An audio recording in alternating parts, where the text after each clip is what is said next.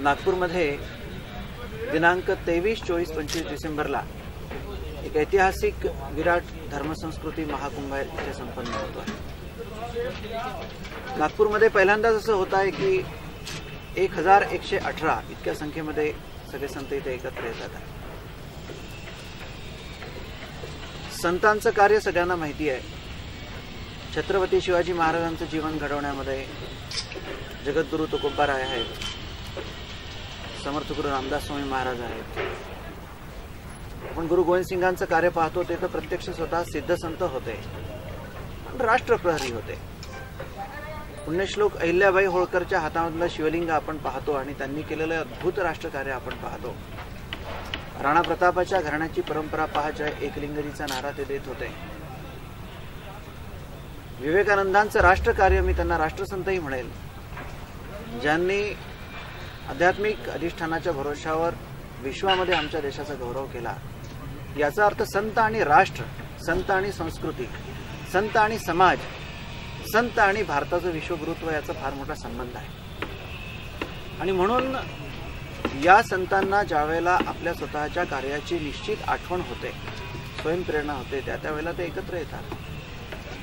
याच अंतर्गत आपल्या नागपूर शहरामध्ये दिनांक 23, 24, 25 डिसेंबरला वैदिक परंपरांचे संत आणि सांप्रदायिक परंपरांचे संत असे सगळे 1118 संत एकत्र येतात। अद्भुत सोहळा आहे। या महाकुंभाचा विषयच असा आहे की हम बनाए समर्थ भारत। समर्थ स्वर्णिम भारत निर्माण करण्याकरता समाजातल्या शेवटच्या टोकापर्यंत हर एक समाजातला संत, तो कोणत्याही संप्रदायाचा विचाराचा असो, आमचे धम्माचार्य असतील, आमचे जैन मुनी असतील, भिन्न भिन्न धर्माचे पण या मातृभूमीवर प्रेम करणारे सुद्धा जे कुठले साधू समाज असेल, जेव्हा राष्ट्राचा प्रश्न येतो, इथल्या संस्कृतीचा प्रश्न येतो, मानवतेचा प्रश्न येतो आणि प्रत्येकाच्या धर्मरक्षणाचा विषय येतो, त्यावेळेला हे सगळे हातात हात धरून उभे राहिले पाहिजे आणि राहतात की भारताची संस्कृती आहे, हे संतांच्या मनात आहे, हे संतांच्या अंतःकरणात आहे,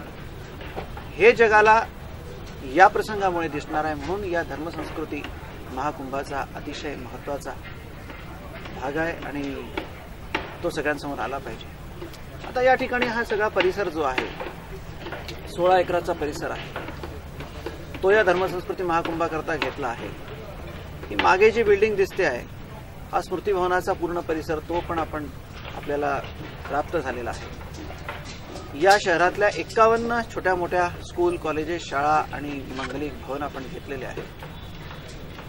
आणि आपण जर उजव्या डाव्याकडे पाहिलं असेल तर या डाव्या बाजूला 1 लाख लोकांचा स्वयंपाक लवकर बनवण्यासाठी जे टेक्निकली अतिशय साऊंड अशा स्वयंपाक खोल्या बनवलेल्या आहेत। उजव्या भागातून आपण पाहिलात एकंदरीत 326 शौचालय आधुनिक तंत्रज्ञानाद्वारे आपण ते बनवले आहेत। आणि सांगायला अतिशय आनंद होतो की या सगळ्या भागाच्या उभारणीमध्ये कुणीही पेड नाही, समाज स्वतःहून समोर येतो। तुम्ही जर इथे फिरून कोणालाही विचारलं की क्यों बीजिए आपका पेड, आप पेड है क्या, स्वयंपाक खोलीतल्या लोकांना विचारा, तिकडे आमचं शौचालय बांधणाऱ्यांना विचारा, ते सांगतील की नाही, हम देश के प्रहरी है, इस कार्य के लिए हम आए हैं। शेतकऱ्यांनी आपल्या आपल्या शेतामध्ये भाजी लावली, या झेंड्याच्या ध्वजाच्या काड्या सुद्धा या सुद्धा शेतामध्ये 5, 7, 8, 10 महिने पूर्वी लावून ठेवलेल्या होत्या।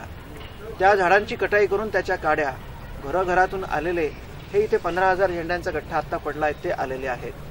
धान्याच्या संदर्भामध्ये नागपूरमधल्या 1 लाख घरांचा उंबरठ्यापर्यंत या कुंभाचे कार्यकर्ते गेले आणि त्यांनी धान्य भरून धरून आणलं, धान्य गोळा केलं, धन गोळा केलं। या ठिकाणच्या सगळ्या उपलब्धी 2012ला संतांचा असाच संकल्प होता। 432 संत त्यावेळेला भारतातले ठळक एकत्र आले होते। त्यावेळेला कित्येक एकराचा मांडो स्क्वेअर फूटने लोकांनी वाटून घेतला होता। याही वेळेला अशीच परिस्थिती आहे की या सगळ्या भारतीय नागरिक समुदायांनी, ज्यांची धर्म, संस्कृती, राष्ट्र यावर निष्ठा आहे, त्या सगळ्यांनी हा भाग वाटून घेतलेला आहे। त्यामुळे हा धर्मसंस्कृती महाकुंभ कुठल्या एका संतांनी, कुठल्या एका संप्रदायाने, कुठल्या एका कोणी आयोजित केला असं नाही। प्रेरणा किंवा संयोजना कोणाची असू शकते, परंतु सकल संतांच्या कृपाशीर्वादाने, प्रेरणेने आणि सकल या देवदेश धर्म संस्कृतीवर प्रेम करणाऱ्या सर्वांनी हा कार्यक्रम उभारलेला आहे। 1000 कार्यकर्ता आज दिवसरात्र याच्यामध्ये खपतायत। आपण समजू शकतो की आर्थिक परिस्थितीच्या अनुसार कोणी म्हणेल की असा कार्यक्रम कसा काय आपण केला, पण ज्यावेळेला ज्याच्याजवळ फारसा अर्थसंचय नाही असा समाज आपल्या स्वतःच्या खिशातला 1 रुपया या देशाकरता लावतो, धर्मसंस्कृती करता लावतो। या ठिकाणचं सर्व कल्याणकारी वातावरण या भारतातलं, कारण उद्देश साफ आहे। या ठिकाणी 2-3 कार्यक्रम संपन्न होतात। एक दिनांक 23 तारखेला याचं उद्घाटन होते आहे, ध्वजारोहण होईल। भारतातले सगळे वैदिक परंपरांचे प्राचीन ऋषीमुनीतुल्य असे सगळे विद्वान एकत्र येऊन भारताच्या कल्याणाकरता आम्ही काय करू शकतो हे होईल। संध्याकाळी 6:30 वाजता भारतातले सगळे संत जे अपेक्षित आता कन्फर्मेशन आलं, 1000 संतांचं कन्फर्मेशन तर माझ्याजवळ आत्ताच आहे। 5 शंकराचार्य आहे, रामानुजाचार्य आहे, रामानंदाचार्य आहे, वल्लभाचार्य आहे, निंबकाचार्य आहे, वेगळ्या वेगळ्या संप्रदायाचे प्रमुख लोक आहेत, हे सगळे एकत्र येतात आहे। कला, क्रीडा, राजनीती, समाज सर्व क्षेत्रातले मान्यवर याच्यामध्ये उपस्थित होत आहेत। 23 तारखेला ते सुरू होईल। दिनांक 24 तारखेला एक आगळा वेगळा कार्यक्रम आपण करतोय ज्याचं नाव आहे प्रेरणा संगम। संत और संगठन साथ में काम करते हैं। कुठल्या संघटनेने जर संतांना आव्हान केलं तर संत येतात। संत और समाज तो हर रोज काम करते हैं, रोज एकत्र येतात, पण संत और सेना भी साथ साथ हा संदेश या महाकुंभातून आता संत समुदाय देणार आहे। त्यामुळे भारताच्या सीमावर्ती प्रांतामध्ये या संत समुदायाने, मग तो कोणत्याही संप्रदायाचा असो, कोणत्याही धर्माचा असो, आपण आव्हान करणार आहे की भारताच्या सीमावर्ती भागात आपण गेले पाहिजे आणि त्या ठिकाणी सगळ्या भारतीय नागरिकांचं मनोबल वाढवलं पाहिजे। भारताच्या संरक्षणाची भिंत केवळ आमचे जवान नाही तर आमचा समाज सुद्धा आहे आणि त्या जवानांना आम्ही भारतीय म्हणून काय सपोर्ट करू शकतो हे त्या सीमेवर होऊ शकतं। त्यामुळे संतांनी सीमेवर सुद्धा प्रवास केले पाहिजे। इंटरनॅशनल फोर्सेसला जर उत्तर द्यायचं असेल तर समाज तिथला सजग असला पाहिजे। त्यामुळे सेनेला जे सहकार्य करू शकतो ज्या पद्धतीने त्या सगळ्या गोष्टी आपण केल्या पाहिजे। संत और सेना साथ साथ में आम्ही त्याची सुरुवात एका छोट्याशा कार्याने असं करतोय की महाराष्ट्र राज्यातल्या वॉर विडोजला आपण निमंत्रित केलेलं आहे, ज्यांना आम्ही वीर माता म्हणतो। वीर पत्नी त्यांच्या आई त्यांना बोलावलेला आहे, त्यांच्या घरघराण्यांना बोलावलेलं आहे, शौर्य पुरस्कार प्राप्त गॅलंट्री अवॉर्ड प्राप्त जवानांना बोलावलेला आहे, माजी सैनिक संघटनांच्या पदाधिकाऱ्यांना बोलावला आहे। कारण सगळ्यांनी मिळून हा विचार करायचा आहे कि इस देश के लिए क्या, देश के जवान के लिए क्या, संत समुदाय और समाज मिलकर हम इनके लिए क्या कर सकते हैं। या सगळ्या गोष्टीचा उहापोह तिथे होणार आहे। यावेळेला आम्ही 3 ॲम्ब्युलन्स एका संस्थेच्या द्वारे इथे आलेल्या जम्मू आणि काश्मीर प्रांताला लोकार्पण करतो आहे। छोटा मोठा एक निधी तोही या कार्याला समर्पित आपण करू आणि संत और सेना साथ साथ में एक संत ज्यावेळेला कुठे जातो त्याच्या मुखातून तर असं निघालं की ये सब लोग मैं देख रहा हूँ लेकिन हमारी शहादत हुए किसी वीर जवान का घर यहाँ है क्या, मैं वहाँ उस घर में जाना चाहता हूँ। तर त्याच्या कुटुंबांचा सन्मान, त्यांच्या सोबत उभे राहणे आणि शेवटी राष्ट्र हे सर्वोपरी आहे। राष्ट्र ठीक तर आमच्या सगळ्या गोष्टी ठीक, राष्ट्र ठीक नाही तर आम्ही कुठल्याही गोष्टीला न्याय देऊ शकणार नाही आणि आमचं स्वातंत्र्य ते सुद्धा अबाधित राहणार नाही। त्यामुळे संत और सेना साथ साथ में अतिशय सुंदर कार्यक्रम तो होणार आहे। त्यानंतर दुपारी 1 ते 4 भव्य प्रमाणात मातृसंसद या ठिकाणी होणार आहे। तिच्या कार्यकर्ता आता 550 महिला कार्यकर्ता आता सध्या कार्यरत आहेत, इकडे तिकडे उभे झालेले आहेत। विश्वमांगल्य सभा एक असं संघटन आहे जे घरातली आई तयार करते, कारण की इंजिनियर डॉक्टर होण्याचं करिअर सर्वत्र मिळतं, परंतु एक मुलगी विवाह होऊन दुसऱ्या घरात जाते, त्या घराचा उंबरठा या देशासाठी, या धर्मासाठी, या संस्कृतीसाठी, या समाजासाठी 40 वर्ष ती मजबूत ठेवते।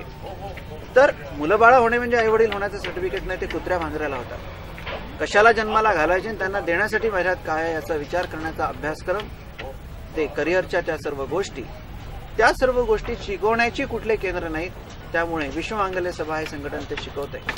त्यांच्याच माध्यमातून आज 1,68,000 डेलिगेट्स देशात काम करतात, त्यातल्या 20,000 डेलिगेट्सचं एकत्रीकरण इथे होणार आहे।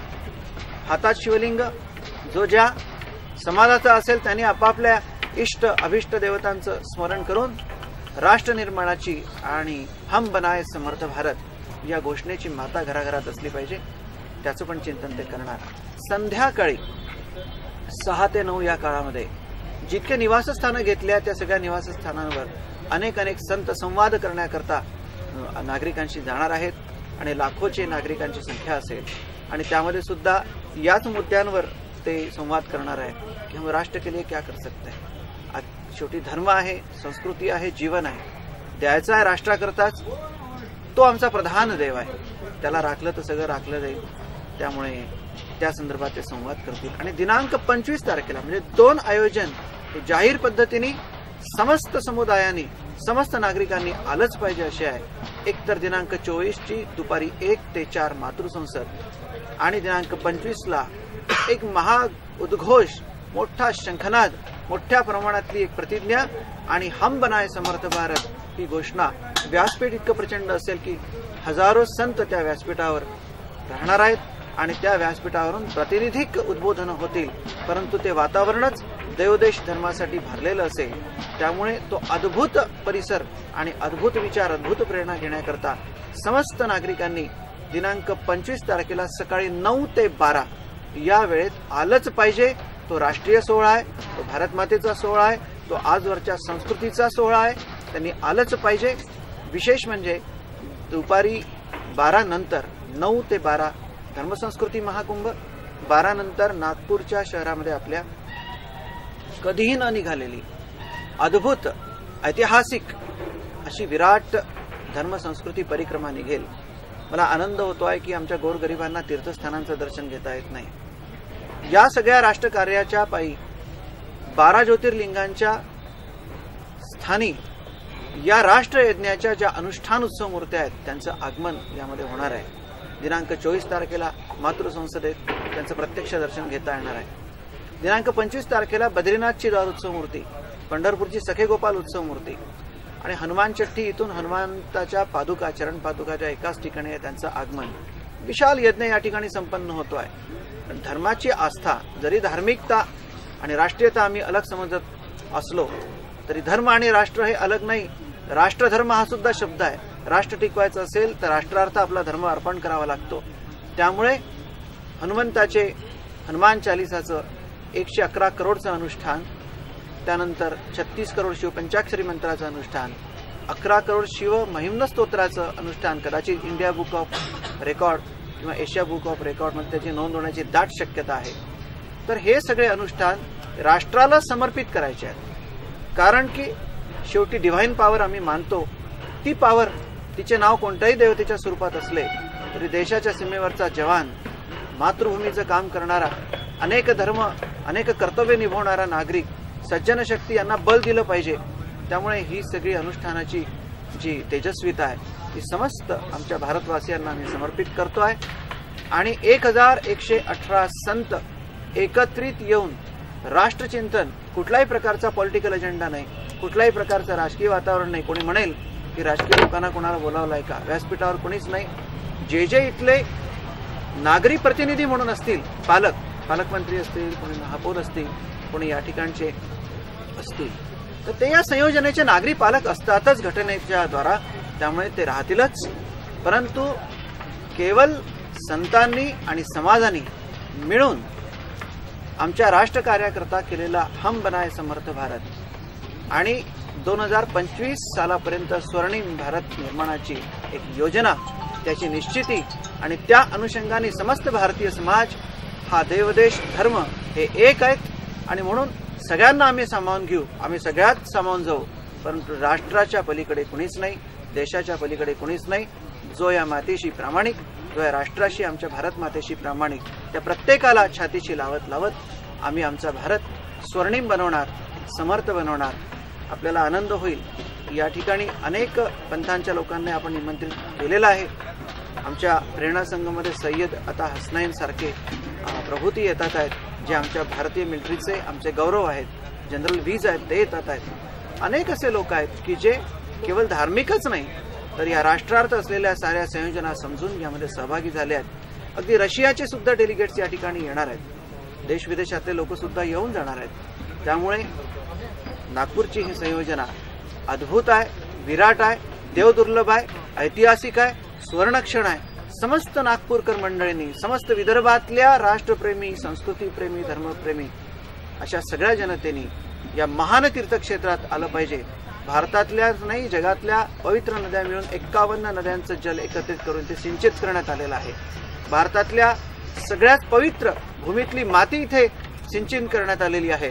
त्यामुळे पवित्र वातावरण, अतिशय भव्य असा परिसर आणि राष्ट्र कार्यार्थ आपल्या जीवनाचा संकल्प करण्याची प्रेरणा साधू संत देत आहेत। त्यामुळे त्याकरता समस्त लोकांनी यावं असं आवाहन करून या कार्यक्रमाचं प्रक्षेपण 165 देशांमध्ये आपण वेबकास्टद्वारे करतोय। लाईव्ह टेलिकास्टची सुद्धा संयोजन आहे। समस्त जगाचं लक्ष याच्याकडे लागलं आहे। भारतवर्षाचं लक्ष या कार्यक्रमाकडे लागलेलं आहे। हा केवळ कार्यक्रम नाही, संत नित्य जे कार्य करतात त्या कार्यातला एक टप्पा आहे। त्यामुळे राष्ट्र निर्माण के लिए एक विशाल कार्य की संयोजना या दृष्टिकोनातून या कुंभाला पाहिलं पाहिजे आणि जगात आमच्या भारताला विश्वगुरुत्वाचा मान मिळण्याकरताचा संकल्प करण्यासाठी सगळ्यांनी छोट्या मोठ्या गोष्टी सोडून देऊन व्यापक आपल्या जीवनाच्या उद्देशाची संकल्पना करत या ठिकाणी सामील झालं पाहिजे असं मी साऱ्या संत आणि समाजाच्या तर्फे सगळ्यांना आवाहन करतो, निमंत्रण देतो। भारत माता की जय।